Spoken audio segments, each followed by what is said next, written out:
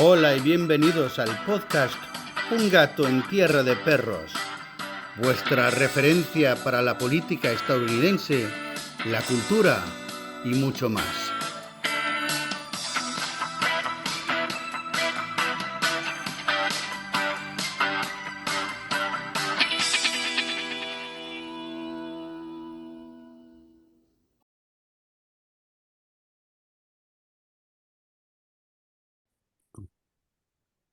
Hello, I'm Joe Magaja. Thank you, friends, for being with me for another episode of Un Gato en Tierra de Perros. Today, we have a panel on to discuss California and its multiple problems and hopefully how to resolve them.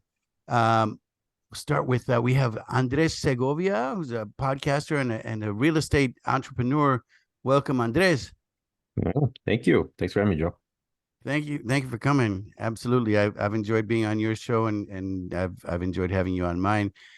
We also have Jessica Martinez, who not so long ago was running for assembly, and she's actually in the car. Welcome, Jessica.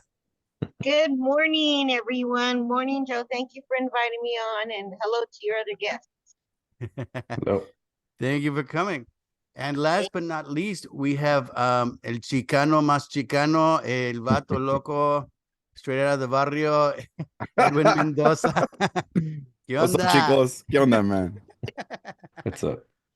What's happening? So we're all Californians, and we've kind of seen how things have changed over the past many years. I've lived here. I wasn't born here, but I've lived here since I was little. And, you know, it's a different, very different place than what it was. And a lot of that seems to be from mismanagement. I mean, we are one of the richest states in the country, the biggest besides Texas. We could be our own country. We'd be the seventh biggest GDP and, you know, richest country in the world. But it seems to all be falling apart.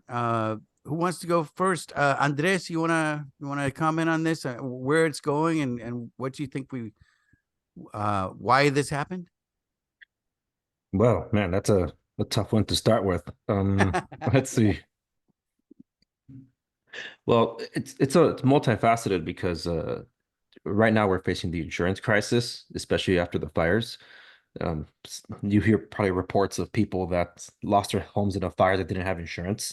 That was by choice, by the way. It's not like the insurance companies just pulled their insurance and then the next day, boom, the fire happened.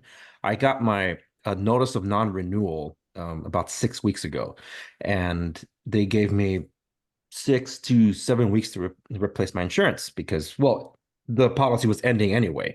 So now I had to shop around, which I did, by the way. My insurance, the cheapest quote I got was more than double of what I was paying last year. And the more middling quotes I got was about $13,000 a year for homeowners insurance. And that's just because I live in a wildfire area too. So a lot of policies that did come from California. Thank you, Ricardo Lara, our insurance commissioner. Some insurance companies stopped covering areas altogether. And there's a lot of HOA around here where I live. Speaking about Ricardo Lara, you know, he just got audited, and it turns out he was taking trips to like Paris and Peru, I think. So Oh, color me shocked. yeah. Well, the thing is that even HOAs, because they would get like one big policy. That's how HOAs work. So you get one big policy and you cover all your association. They could not get one policy either. So insurance companies had to tell the HOAs, this was an idea that was pitched to these HOAs. You have to quadrant out some of the sections of your HOA so they can have different policies by different insurance companies. So even them, they were not without any of their issues. We know that when it comes to the fires, there's a lot of mismanagement from the state and the localities in Los Angeles, how there was no water in the fire hydrants and things like that. There's a lot of government fault. There's a lot of insurance faults too. So it's interesting that it's kind of like a double-edged sword here because it's hard to really pin it on on say it was all the government, because I know that insurance companies were in this too. There is something called an insurance cap. So the way rent control was supposed to work, rent control keeps the rents from going up and supposed to control the homeless rates. That's why it was introduced decades ago in certain regions of California, particularly Los Angeles, San Francisco, Santa Monica, and then a bunch of other cities that started adopting what are called rent stabilization ordinances. But after all these decades of supposedly cheaper rents and controlled homelessness, we have the highest rental rates and the highest the highest homelessness rate. Los Angeles is the capital of the country when it comes to homelessness. Same thing applies to the insurance, because they're supposed to cap certain rates. So Ricardo Lara, when he was voted in, he was so excited to announce that he pushed through legislation that was going to cap certain insurance rates, at the same time also increasing the benefits for people. That's why insurance companies started leaving. It's like, dude, that's not happening. And I was actually in a meeting with the commissioner. It was a very last minute thing. I got like 45 minutes advance notice for this this meeting for real estate professionals, where he was going to brief us on the situation because he wanted us to go push his propaganda. And when that happened, I'm like, hold on, I'm gonna have to record this live because I expect what's gonna happen to happen. The guy was lying through his teeth. So I have it all on record. It's one of my episodes that I believe is underrated because I caught them in real time as they were lying. But one thing that this day was true was that, hey, your insurance is gonna go up. Like, no, duh. And like, well, you want to lower your insurance if you want some benefits from the insurance companies, how they can be brought down. You guys just gotta spend tens of thousands of dollars to fortify your house to be wildfire proof. It's like, what? How does that help a homeowner? It doesn't. But you'll save a little bit here on insurance, dude. You're telling them to get a loan for like $40,000-$50,000 up front so they can save a little here, a little there on the homeowner's insurance. That there's a lot there. And the thing is, the reason I can't just fault California, because this exact thing has been happening in Florida. They might have it worse than us. So that's a Republican controlled state. In fact, that's like the most example of conservative Republican you can get. And they have the same issue. I know people moving out of Florida that they couldn't even make it 1 year there. And their insurance policies more than quadrupled over 1 year. So it's crazy because, as you said, one of the biggest economies. California is the 5th largest economy in the world. If it was allowed to be its own economy, that's how much the United States depends from us, importing, exporting. Also, we have a plethora of natural resources that we don't use for green reasons. From what I understand, we're going to start drilling, but we'll see what happens with that. I guess it depends, because federal land's one thing, state control land's another. Yeah. LA actually has tons of oil that there used to be, and there still are some, but there used to be oil wells all over LA, going back to the early 1900s. Edwin, what changes have you seen since you were a kid growing up to now in California? And what do you think is, crime has definitely gone up, and poverty has gone up too. It's always been there, but it seems like it's getting worse rather than better. But hopefully that's going to turn around. We'll see. I don't know. What are your thoughts? Yeah, first and foremost, Andres has a lot of knowledge right there, my guy. I really got to follow some of your content because honestly, before I touch the subject on the crime and such, I wanted to piggyback a little bit of off Andres said, because I'm not 100% knowledgeable in the sense of like I know the politician's name and this and that. I know things that happen. I can't name names. These are some things that happen. For example, some things that happen regarding the fires that you mentioned, and there being no water in the fire hydrants. There is a company in California called the Wonderful Company, and they actually have had a lot of money invested into politicians in that local mid California area, the San Francisco, in the mid California is basically where their farms are and where a lot of our water reserves are, Sacramento area, right? And so and if Andres can come in and correct me at any time, you're more than welcome to. This is just basically from what I've looked into and seen, right? Not that I have notes in front of me to say, oh yeah, I las apunté, but Yeah, from what I've seen, I have seen that there's a company called The Wonderful Company, and they have had a lot of money invested into politicians to push things their way. So now to where they own our water, even though we built the infrastructure, they own our water, and basically it turns out it seems like we're almost buying it from them. Right? It's a really bad, fucked up situation, and they're using all that water to be able to compared to all the other farmers, they're the ones that are most prosperous because they have all the water. They have all the pistachios, the wonderful pistachios. They have the pomegranates, the wonderful pomegranate juice. They have I don't know if they have almonds, right? But these are some of the things that they're farming in that area. And when you go and buy those products in the stores, they are the most expensive products on the shelf when it comes to those things. If you want pistachios, their brand pistachios are the most expensive. If you want pomegranate juice, their pomegranate juice is the most expensive. So they're taking Californian water and they're selling their products back to California at the highest price. Bro, that makes me sick. It makes me disgusted. I think when you want to say, has California changed? No, bro. California has not changed. Not for the people that are controlling it, right? It just has changed for the people underneath them. You know what I'm saying? So as far as how it's changed for us, los pobres, living in las calles, en los barrios, whether you're Mexican, whether you're Chicano, whether you're white, whether you're black, whether you're Asian, whether you're whether you're West Covina, or whether you're down in Westminster, where it's little Vietnam, little Saigon, you know what I'm saying? Doesn't matter where you are, bro. All Californians alike, bro, van a sufrir igual, man. Van a sufrir igual. And that's because the same people at the top have been at the top for since before I was a kid, dog. You know what I'm saying? You say you've been here. I'm in the 90s, bro. I was born in 1993, man. I'm the youngest Chicano here on this panel, neta. And we You're have the only Chicano here. Yeah.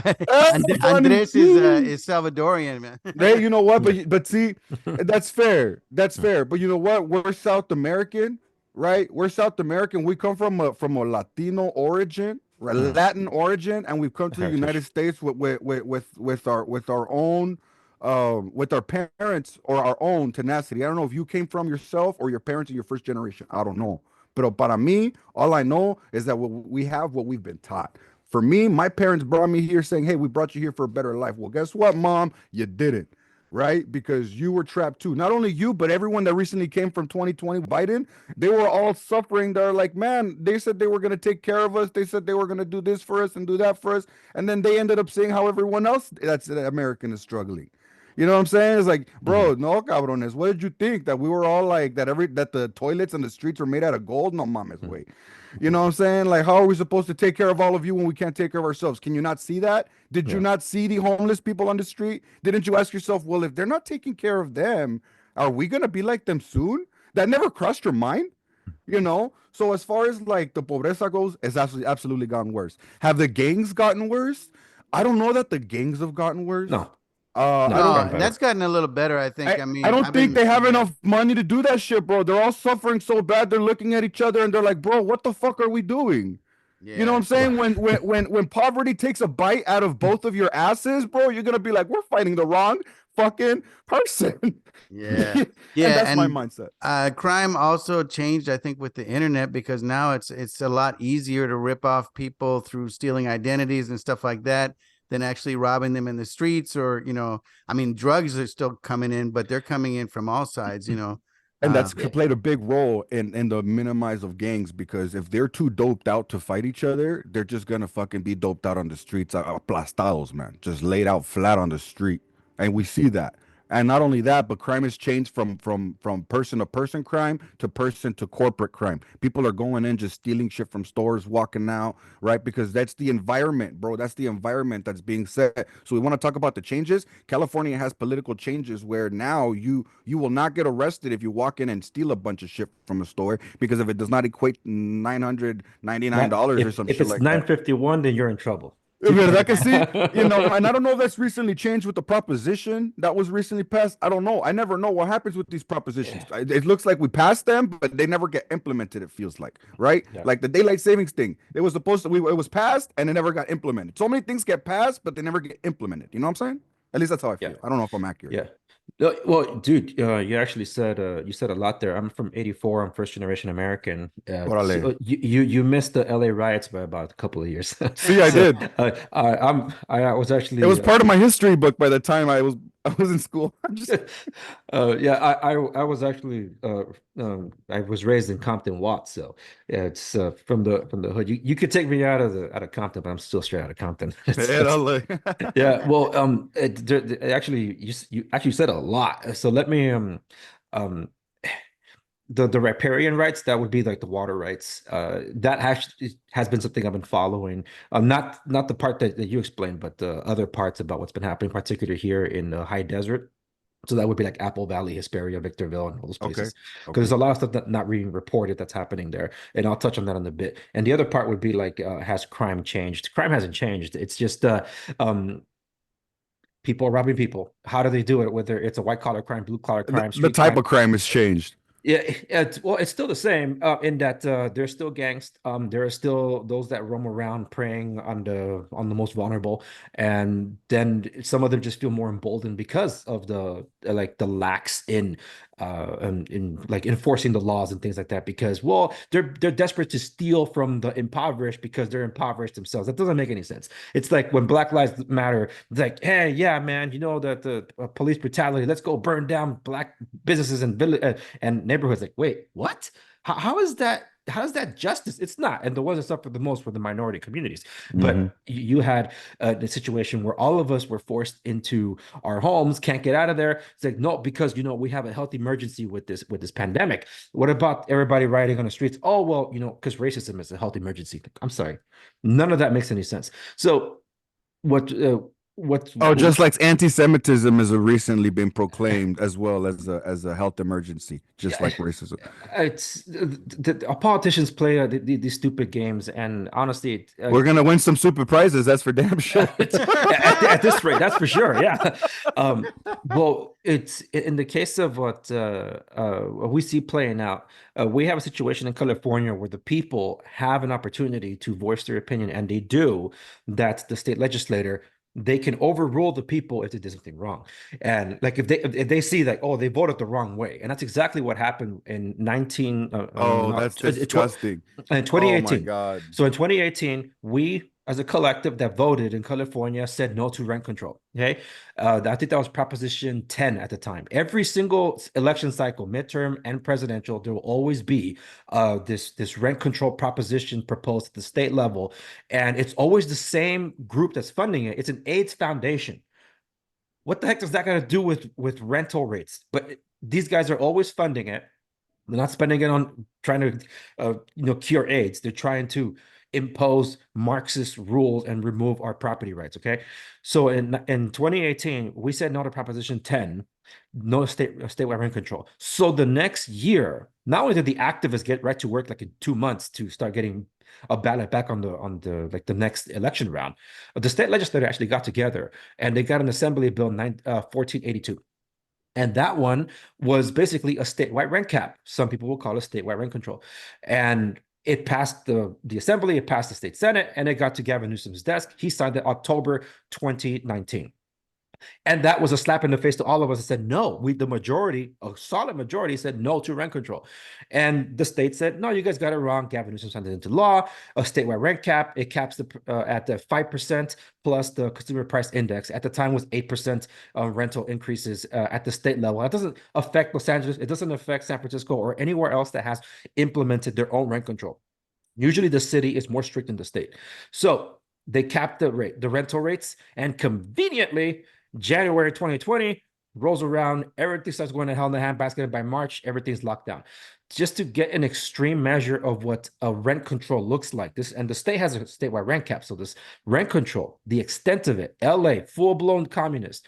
They said, okay, so you guys cannot raise the rent. You guys cannot collect the rent because it's an emergency. You guys cannot stop paying the utilities because the tenants need to have the utilities on. You cannot stop paying your insurance because we can't have the tenants going out into the streets. You cannot evict nuisance tenants if they're a nuisance because there's nowhere to send them. So you as a landlord have to deal with everything and know you don't have anything to collect to be able to pay your mortgage, but don't worry, you can defer your mortgage. That's not a state thing that was allowed to do. It's whatever mortgage company allowed you to participate in. But the way things work versus a rent freeze, like a tenant not paying their rent, some of them went on to not pay like for the full year, even though they had no struggles with COVID. They got new cars, they got a bunch of stuff. Amazon was always showing up stuff at the door, but oh no, I have a COVID emergency, so I can't pay my rent. It's like, dude, but you're walking around with gold chains now. So then you have the landlord who could not pay their mortgage, and they have to talk to their mortgage company, ask for forbearance. That means like, hey, can we defer my mortgage so we can get this pandemic? Okay, don't pay your mortgage for 3 months, and on the 4th month, you pay 4 months worth of mortgages. Like, I can't even afford the one because I'm not collecting rent. Some tenants at the 12-month mark ended up moving. And because there are amounts that they probably owe, if it's over 10,000, you can't take it in a small claims court. You got to go to trial by jury. And when you try to do that, it's like, well, but where's the tenant? They left and didn't say where they were moving. I don't know where they are. So some people got left holding the bag for years. So LA said, not only was there a rent freeze and then a rent increase freeze for 4 freaking years, Eric Garcetti, the mayor back then, said, "Oh, and we're going to lift the emergency." Is he in India now? I think he's in He India. was the ambassador for India, something like that. Yeah. And he's like, so when do we get to do this then? Oh, 1 year after Gavin Newsom says the emergency is over. That was last year, man. Last year. And so then what happens? You have a backlog of eviction cases at the courts. And then when you get to this year, what happens at the beginning of this year? We have the freaking wildfires, and now the LA City Council, the County Board of Supervisors are like, I think we need another rent freeze. Like, oh, damn, dude. What's that got to do with the people that had nothing to do with the wildfires? It didn't affect them. They're not in the wildfire areas, but they were going to punish all of Los Angeles collectively. So the two different factors, dude. It's nuts. You know why they're doing that? There. Do you have a theory as to why they're this is obviously systematic. This is obviously on purpose. There's obviously a hidden reason that they're not telling us. They're telling you something to your face, like it's like the sleight of hand, right? You're doing something on the left, but you're actually missing out what they're doing on the right. You know what I'm saying? Why do you think? What's your theory? Oh, well, I think Joe asked me on my show. It's like, do I think there was planned? Was it direct energy weapons and all this and that? Look, the fact that a lot of the stuff was egregious is why I'm just talking about the policies and the rent freeze. Like we'll take the tinfoil hat off just as of what you know. No, right? And so the audience knows we're not ignoring Jessica. She lost the connection. She's driving to yeah. church right now. Yeah. Well, see, the thing is, the simplest way to summarize it is like this. What is the overall mission of communism? The abolition of private property. So in other words, you don't own anything. That's the whole thing. They don't want you to own anything. Yeah, that's the Klaus Schwab thing. You will own nothing and be happy. Yeah, and that comes from Marxist ideology, right? See, but the way Klaus Schwab is looking at it, though, they're looking at it from supposedly an economic community thing that advances humanity, and we are able to coexist and not starve ourselves to death because we'll have lack of resources for whatever reason. That all is just green, like green stuff, propaganda. Yeah. But then you have the actual communists because the green religion is all communism, really. And these are greed. I mean, they're making a lot of money. Yeah. The ones at the top are not doing what we're doing. I mean, look what happened to Gavin Newsom. You stay indoors. I'm going to the French Laundry, and you're paying for it, by the way. So the thing is that all of these, in some cases, yes, it's a goal to push us towards that communist utopia, which doesn't exist. That's all the infrastructure is collapsing. And that's the other side. Because they've been pushing for all that, that's why the infrastructure is collapsing. And they're trying to cover their butts and try to say, no, it's just we're not spending enough. We're not spending enough. We need to borrow more. We need to tax more. Yeah. That's all they'll ever think. LA just asked for $7 billion more, I think, for the homeless, something like that. Or was it million or billion? I can't they'll probably say millions because they were LA has already spent like, I don't know, $5 to $10 billion on homeless. Add to that like the at least another 12 at the state level. And it's like, why is it not working? Oh, like, because they spent 5 to 10 million of the homeless people's money. They didn't spend 5 to 10 million on the homeless. They spent 5 to 10 million of the homeless people's money. No. It's not. And then it's not even there. So here's the craziest part. There is such thing as the homelessness industrial complex. There See. are organizations that are taking this. They're called nonprofits. Yeah, right. They're not 501(c)(3)s. Yeah, and But the money that those people make is insane. If you see their income for the Right. leaders of that, yeah, I had a guest on last year that talked about that, and I invited her on this show, but she doesn't want to be on right now because she's looking for a job and she doesn't want to get canceled. I think she's probably safe now, but yeah, the amount of money. I mean, they're making, some of them are making $500,000 a year for running these nonprofits, that are. And it's not just them. This is a systematic problem throughout. Like, there's a lot of churches that have been involved with the human trafficking at the border and all that.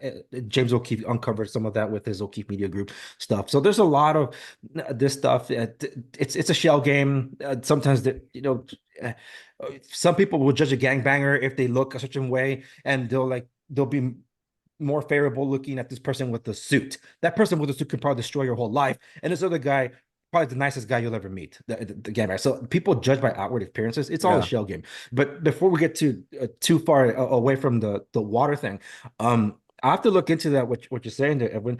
The thing is, what is true about the way water works and flows here. So the majority of the water that we get here in the South does come from the North, and a lot of water reserves that were up there, hydroelectric dams, stuff like that. Gavin Newsom shut them down. So there was no way to keep some water there. There are something called riparian rights. Riparian rights are, you do have some rights to waterways, that water flows through your property. Now, you can't dam the river and keep it to yourself because it's meant for a collective. But there are siphoning of water. So some farms aren't getting their water. And it's easy to point to corporations and such when they do something like that, because they've done something like that. But then the one that very few people talk about and that cannot be enforced against are the cartels and the illegal marijuana growers, particularly in the high desert, that have been stealing the water from all the farms here in LA County, San Bernardino. What they've been doing, and because the sheriffs have been, well, now hopefully that changes with the new DA, but they have not been able to go shut these places down. They have been able to do anything. And I can't get too much into some details. I'll tell you guys off the air about some stuff that's gone on there. And it's so shocking that this is happening to our own residents up there. No one's talking about it. And I think it was last year. If not, it was the year before. The LA sheriff, because Villanueva was still a sheriff, he was able to go do a raid on one of the illegal marijuana growers in this place. And I don't know if it was Drew Hernandez or Tyler Olivera. It might have been, yeah, it might have been Drew Hernandez that was there. They did the roundup. They got all these guys that were doing the illegal business, and they arrested them. They impounded some of the marijuana that was illegal, and they left. And it's like, hey, but you guys are not shutting down the factory. And they're like, we are here for this. Drones show like 2 or 3 hours later, that place was back at work. And the sheriffs, they knew they were going to come back. Someone else was going to fill those spots. Like, we can't do anything about it because the DA won't let us. No judge will give us a warrant to go do that. We needed a big case, and they were working this for a long time just to be able to go do that raid. And I would have sparked a cigarette and dropped it. I've been like, oops, and then walked away. It's like, hey, man, the whole place was on fire. I don't know. There was nobody there. Maybe something got left on. I don't know what to tell you. You know what I'm saying? Right. Like, come on, be like, sometimes, in my opinion, sometimes these fucking sheriffs need to be a little vigilante. When you have the power and you are the fucking sheriff, and I mean, like, maybe I'm gonna get in trouble for fucking saying this, you know what I'm saying? But honestly, listen, if the bad guy, listen, sometimes you gotta play against the bad guys with the things that the bad guys do. I've recently been making posts about the difference between a hero and an anti-hero, a villain and an anti-villain.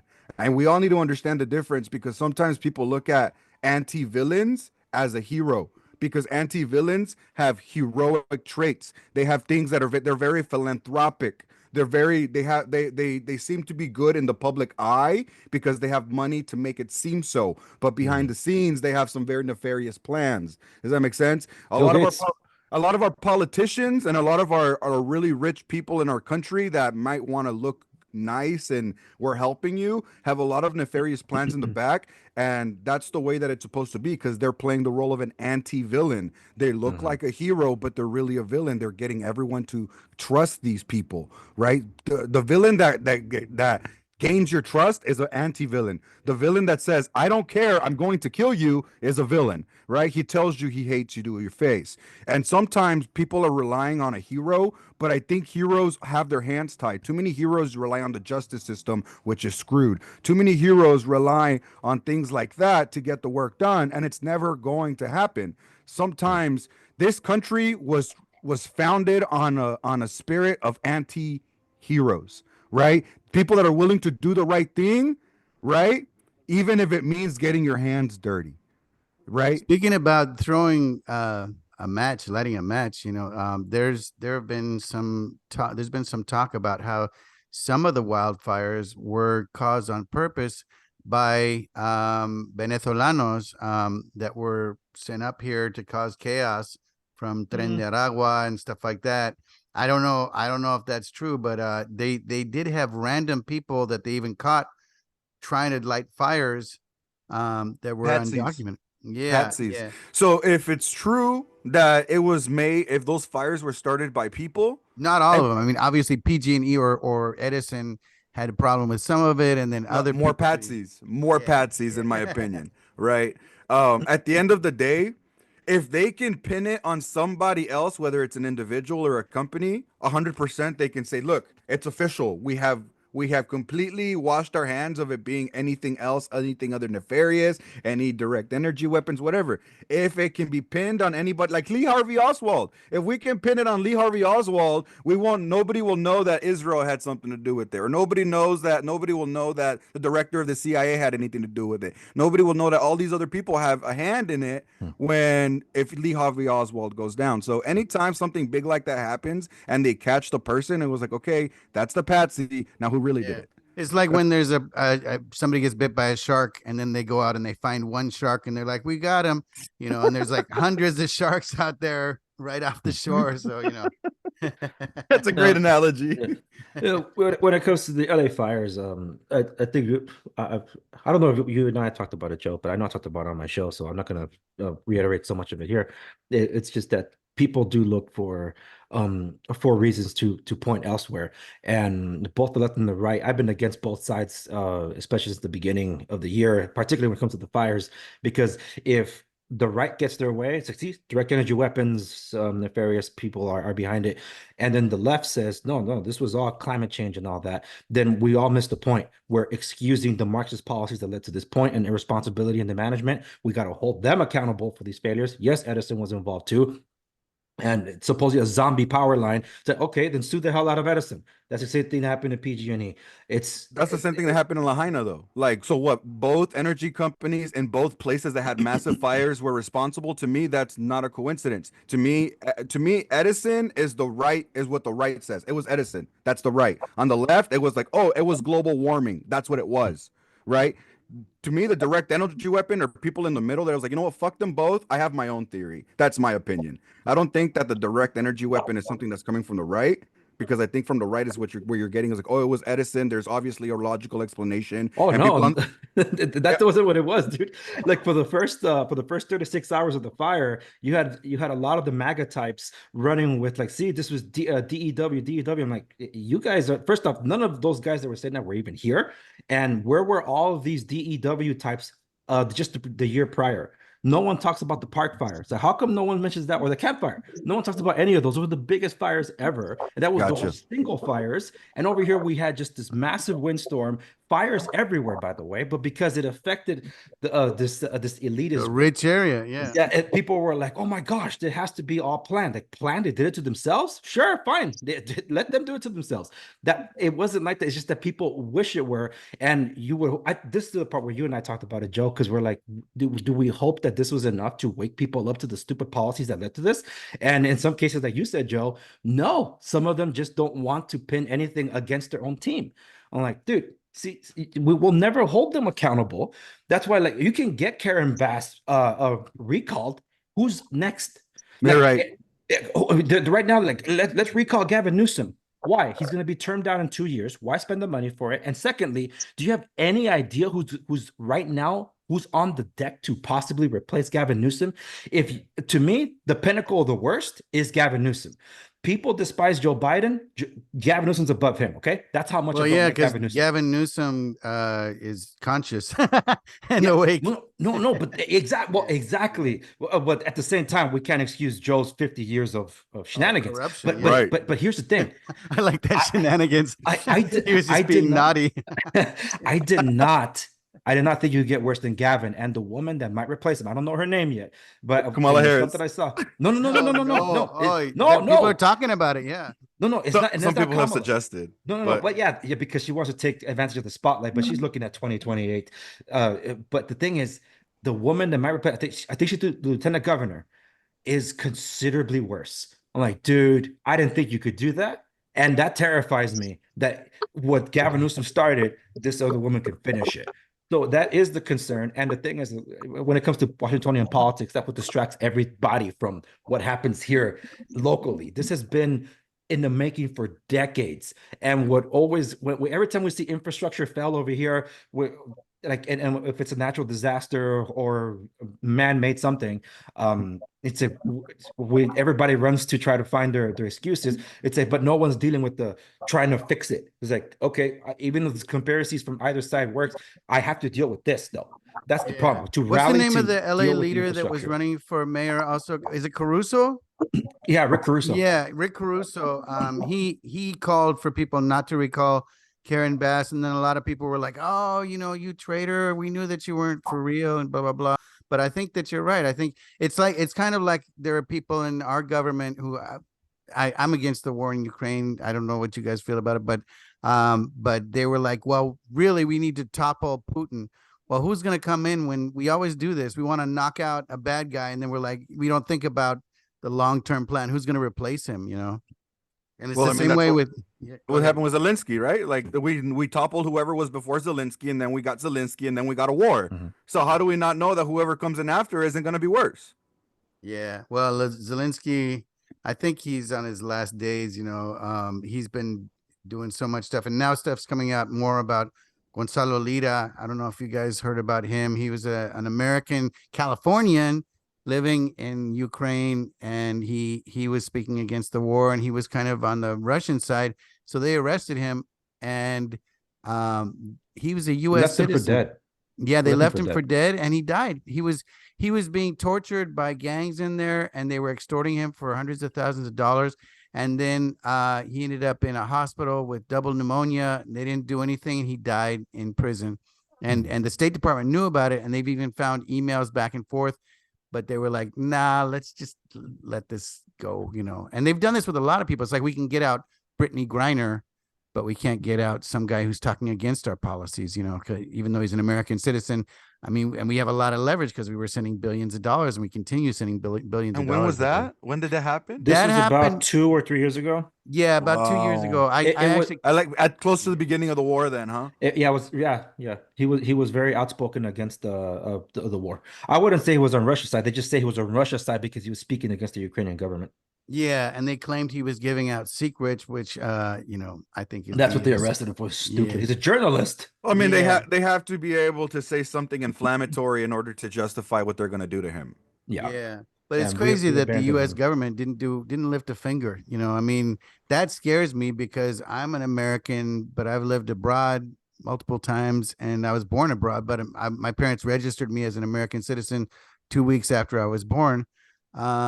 If I get in trouble somewhere, and I mean, yeah, okay, if I'm doing something wrong, that's fine. If I'm like trying to smuggle in a bunch of drugs or whatever, but if it's a political thing, they're just going to let me rot in jail there or die.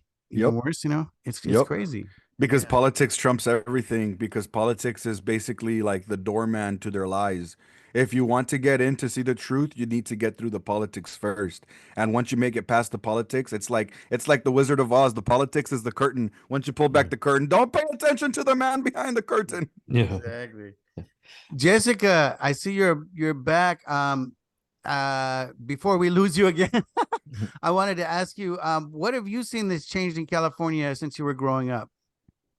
Well, you know what? I'm sorry, but the volume on your side right now, I'm driving I can't really hear very well.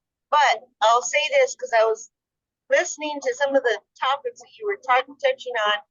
Zelensky, California with the fires and who's to blame. And you know what? We're in such a mess here in California,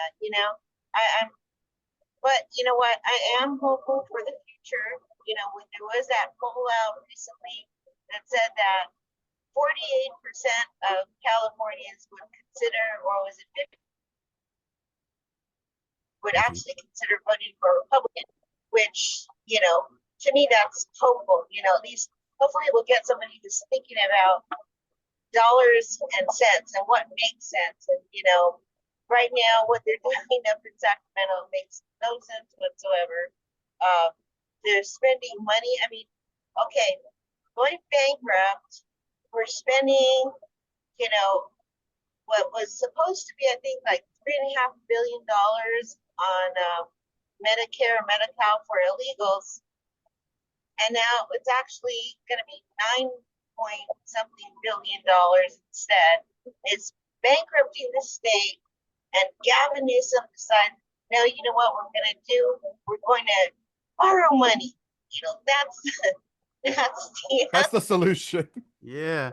Well, yeah, I mean, that's the thing. When he started out, he had a surplus. We had extra money in the bank, and now we have a deficit. How does that happen? Where does all that money go? I mean, The that's speed rail, thing. that's where it went. Yeah, yeah. Well, that's another thing. It looks like I think they're gonna pull the plug on that, but I don't know. That's another thing. Don't give me And, hope. yeah. I mean, it's crazy. There's. Go ahead. Yeah, I was gonna say, everything that I mean, okay, and then we're talking about that. Was it the train to nowhere? Mhm. How many billions were spent on that? And we only to come to find out that the company that actually began the process of the state of California to build that train went to Morocco and built that train for them already, But we're Wait, still, that train was built somewhere else? So it yeah, did go somewhere. it's just insane. And then I don't know if you saw that interview that was being done. I can't think of the name, but he's a liberal, very, very liberal. And what's his name? Oh, darn, I can't remember. But anyway, and he was listening to someone talking about the planning process to get, large projects approved under the Biden's, or not the Biden, but the Obama plan. I guess the Build Back Better, which is like It was Biden's plan. ever, and it takes, there's like 14 steps, and it looked like the guy who was interviewing this other guy. He looked like he wanted to commit suicide. He couldn't believe the process. He was just like, there were like 14 steps, and we're talking about it goes to the state, and then it goes to the planning, and then it goes back to the state, and then it takes another year, and then they have to drop another map, and all of these agencies, all of these regulations. Yeah, and that's kind of what delayed everything, because they voted on it and they changed the route multiple times because counties were like, no, we want it to go through this town. But the whole point of a high-speed rail is for it to go through some open space so that it can be high speed and it can get up to over 200 miles an hour. It's not going to be able to do that if you're stopping at every minor city along the way. But yeah, I mean, that's why, a lot of people talk about dictators in different countries and how they're so terrible. But one thing they can do is they don't have bureaucracy. So if they want to build a bridge or a train, they just boom, sign the thing and it's done, and that's it. But here it's like, well, we got to have a meeting. We got to have another meeting to talk about the meeting. And then a third meeting, Yeah. Yeah. For people interested, I mean, what Jessica was I just know talking it's about. important. I'm sorry, did I interrupt somebody? I'm sorry, go ahead. Well, I just wanted to piggyback on what you were saying, Jessica. That interview was by Ezra Klein, and he has guest on was John Stewart, and they were going over the 14-step plan under Biden administration, and they were talking about the high-speed internet that how many billions of dollars were poured into that, and they never serviced one person, and it was almost like John Stewart was getting red pilled in real time. Yeah. Yeah. It's Wait, the crazy. claim was that they spent billions of dollars on high-speed internet and nobody got service. That was their counter argument to the high-speed rail. No. This was a different one. So under Biden administration, he signed into law.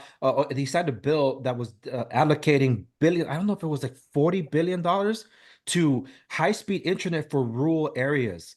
Which would be a good thing. And years later, not one person ever got anything, but the money was spent. Yeah. Well, same with Wow. the chargers for electric cars. They were supposed to put that all across the country, and there was money allocated for that. And Tesla's doing it themselves, even though they're firebombing those right now, Uh-huh. But yeah, they were supposed to have that because that was the whole push, is that we're all going to be, Gavin Newsom said, I think we had a law that we can't have combustible cars after like 2035 or something like that. Yeah. It's gonna be taken back. Hey, Joe. Unfortunately, I have to jump off because I gotta get ready to go do a thing. No problem. But before I leave, so Jessica Martinez, weren't you also on the radio with David Hernandez from? Yeah. David, I'm sorry, I'm moving the phone so I can hear you better. Yeah, I'm a good buddy of David Hernandez. I've been on the board of the LA Hispanic Republicans Club. That's where I thought I And, recognized you. Yeah, David has been working for many, many years to try to change things around in Los Angeles. And then when I came on board and I met him, of course, we became friends and basically allies in the Yes. fight to change things around. And you know what? Incrementally, I don't know, do you know anything at all about what happened at the California GOP convention, this last one a couple weeks ago? Not the recent one, no. Yeah, well, it's kind of interesting because we had elections for the chair and the other positions on the board, and okay, we were actually trying to get Mike Morrell on. We were and several others who were more on the MAGA side that we knew of. Yeah. And then Jack Guerrero, are you familiar with Yes. Jack Guerrero? Uh-huh. Okay, well, he became the state treasurer for the California GOP. Yes. And him, he's awesome. You know what? I would love to see him get more coverage and have him run for governor, because he's one guy I believe who would bring accountability to California. He's a super smart guy. But yeah. Well, before you drop off, sorry. California Treasurer Corey. Yeah. Oh, I just want to cut in real quick since Andres is gonna have to cut off. And can you let everybody know where to find you and all that? And also, are you optimistic about the future of California? I am.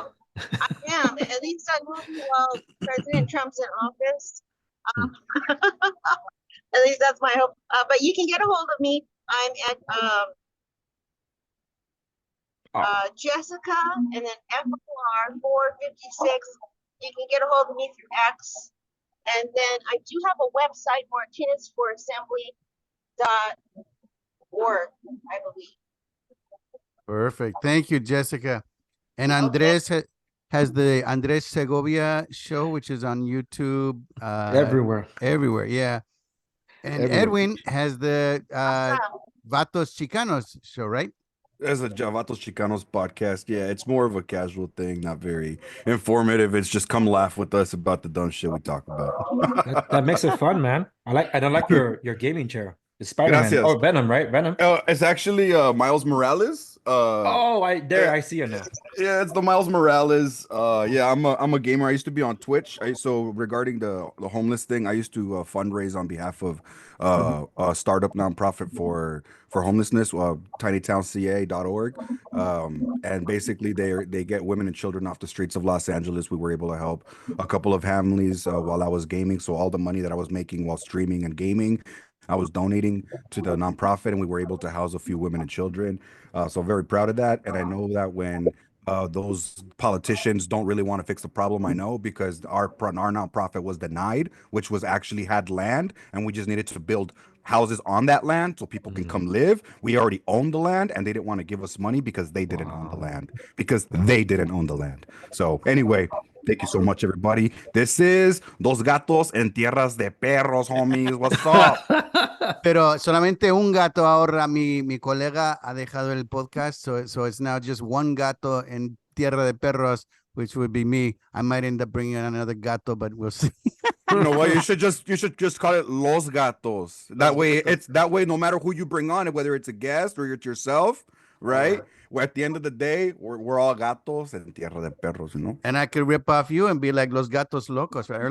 Los Gatos. There's the word locos is not in my podcast, bro. Son los vatos That's right. chicanos, I always man. think of Vatos Locos instead of Vatos Yeah, Chicanos. Sorry, correct.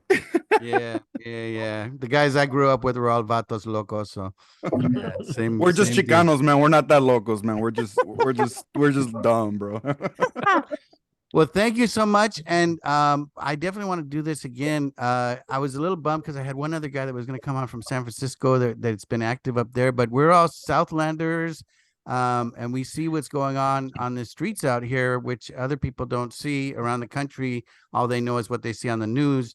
So I think it's important that people who are interpreting what's going on in California, that it's Californians that are the ones that are expressing what's happening here. Yeah. Not only that, guys, but if you guys have got anything from this message, is send help. Amen to that. Yes, we can It's my always use American it. flag. I'm gonna hang it upside down. Nice. In nice. distress.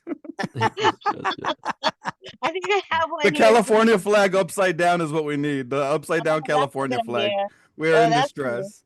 That's true. That's true. Well, thank you guys so much. And yeah, I definitely want to do this again. We'll see how things change. I personally am semi-optimistic about the future. I don't know. I think that the economy is going to be rough for a while now still, but hopefully it's going to get better. I think it's going to be at least 6 months of tough times until things adjust, because there's a lot of changes taking place. But hopefully things will be better. And yeah, we should all get back together and talk again soon. I appreciate you all coming on. I appreciate you coming on, Jessica, while you're heading to church. I apologize because this is not my normal routine. We usually meet later in the day, but my group wanted to go to this one church, and anyway, so sorry for that. No worries. Thank you all. And thanks to all our listeners. And until next time.